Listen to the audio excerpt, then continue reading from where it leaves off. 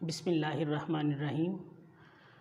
Dear students and respectable parents, उम्मीद है कि आप सब खैरियत से होंगे। मैं मोहम्मद आबिद महमूद। डियर स्टूडेंट्स, आज हम अपने फर्स्ट लेक्चर का आगाज़ करते हैं। 9th क्लास की इंग्लिश बुक का जो फर्स्ट चैप्टर है उसका टाइटल है the saviour of mankind. Chapter को शुरू करने से पहले कुछ स्ट्रैटेजीज़ हैं जो मैं आपसे शेयर करना चाहूँगा।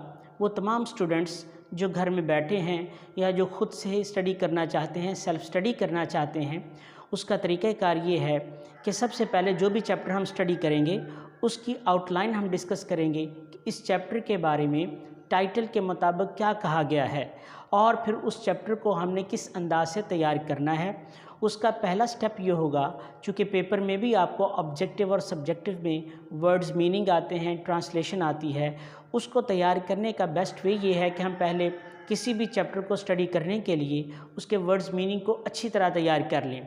वाइट बोर्ड की स्क्रीन के ऊपर आपको वर्ड्स और उनके मीनिंग्स आपको नज़र आ रहे हैं।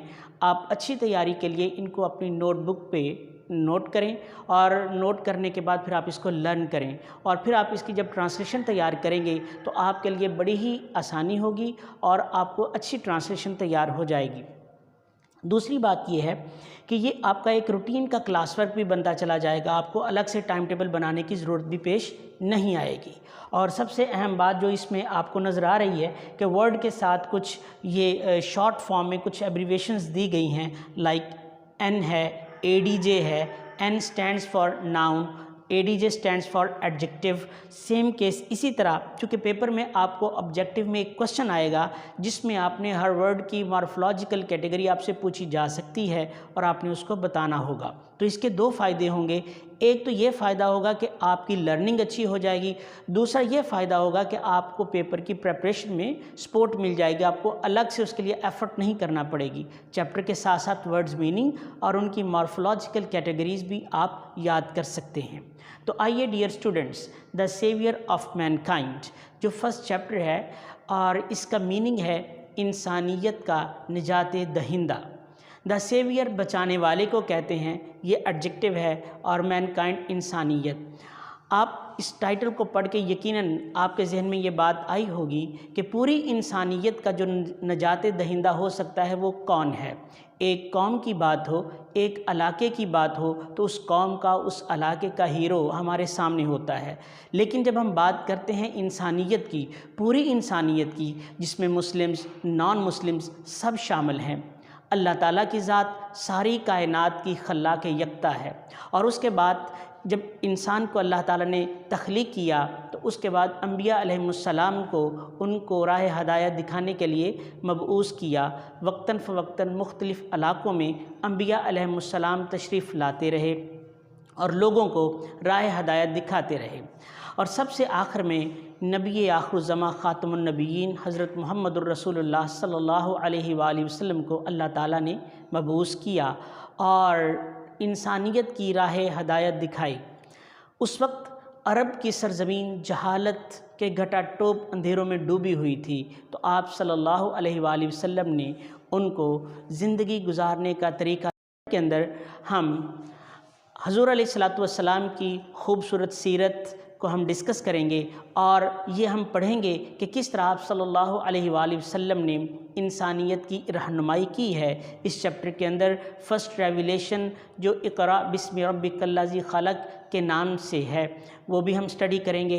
फिर अरब की सरज़मीन और उन लोगों का रुझान कैसा था, उनकी ज़हनी कैफ़ियत कैसी थी, वो किस अंदाज़ के साथ रहते थे और किस तरह वो इंसान के लिए एक दरिंदा बन चुका था। तो आप सल्लल्लाहु अलैहि वसल्लम ने अपनी खूबसूरत सीरत करीमाना से उनको राह हदायत दिखाई और जो एक दूसरे की जान के दरपे थे वो एक दूसरे की खातिर अपनी जान कुर्बान करने वाले बन गए।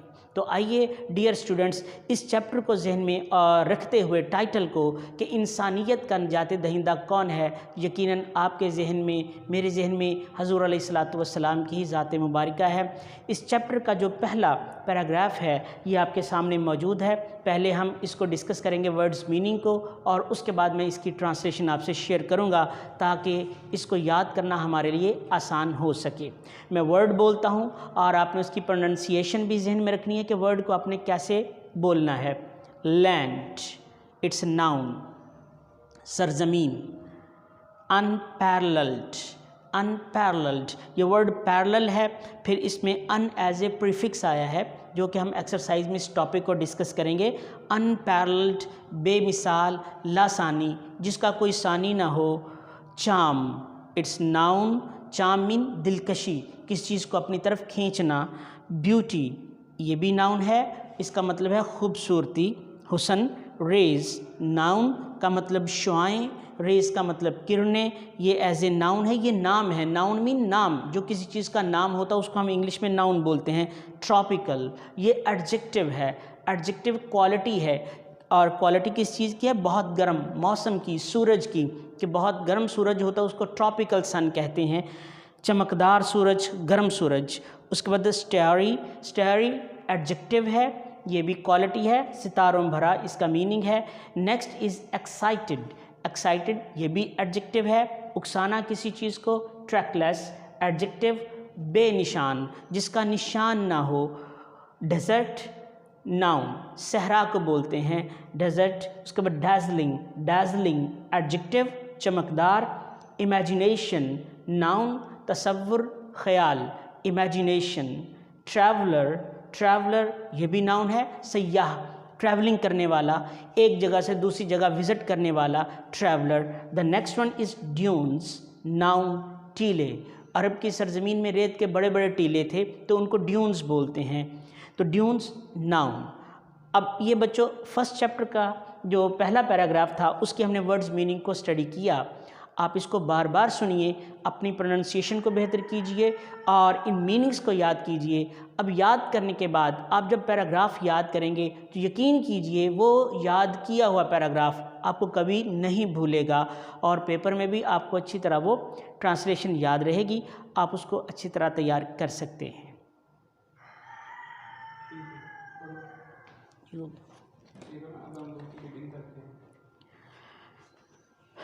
तो आइए बच्चों, बिस्मिल्लाहिर्रहमानिर्रहीम, हम फर्स्ट चैप्टर का फर्स्ट पैराग्राफ उसकी स्टडी करने जा रहे हैं। वर्ड्स मीनिंग चूँकि आपने स्टडी कर लिए, अब उसके बाद हम देखते हैं। Arabia is a land of unparalleled charm and beauty. Arabia, अरब की सरज़मीन, इज़ अ लैंड, एक ज़मीन है, एक जगह है, ऑफ अनपैरेलल्ड चार्म, लासानी, दिलकशी की, एंड ब्यूटी और ख़ूबसूरती की।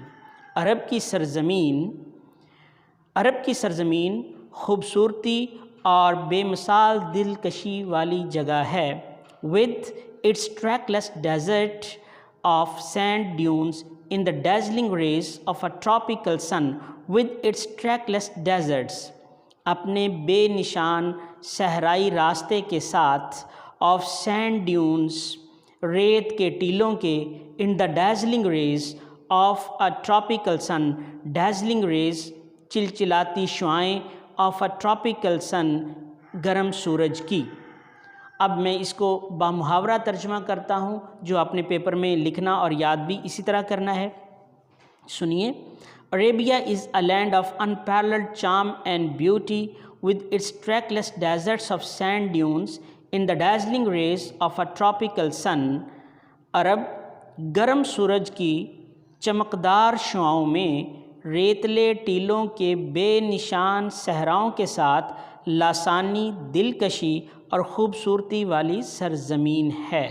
दोबारा सुनिए। अरब गर्म सूरज की चमकदार शुआओं में, रेतले टीलों के बेनिशान सहराओं के साथ, लासानी, दिलकशी और ख़ूबसूरती वाली सरज़मीन है। It's starry sky has excited the imagination of poets and travelers. Its starry sky, इसका सितारों भरा आसमान, has excited, उकसा चुका है, the imagination of poets, Shuara के तसव्वुर को, ख़यालात को, and travelers, और सयाहों के। इसके सितारों भरे आसमान ने शायरों और सयाहों के ख़याल को, तख़य्युल को जिला बख्शी है या उभारा है। It was in this land that Rasul sallallahu alaihi wasallam was born. It was in this land, it was यही थी, इन दिस लैंड इसी सरज़मीन में ही, दैट के रसूल सल्लल्लाहु अलैहि वसल्लम वॉज़ बॉर्न, रसूल सल्लल्लाहु अलैहि वसल्लम पैदा हुए, in the city of Mecca, Mecca के शहर में, which is about 50 miles from the Red Sea, which is about जो कि तकरीबन 50 माइल्स 50 मील दूर फ्राम द रेड सी, बहरा अहमर से। रेड सी, बहरा कुल्ज़म भी इसको बोलते हैं।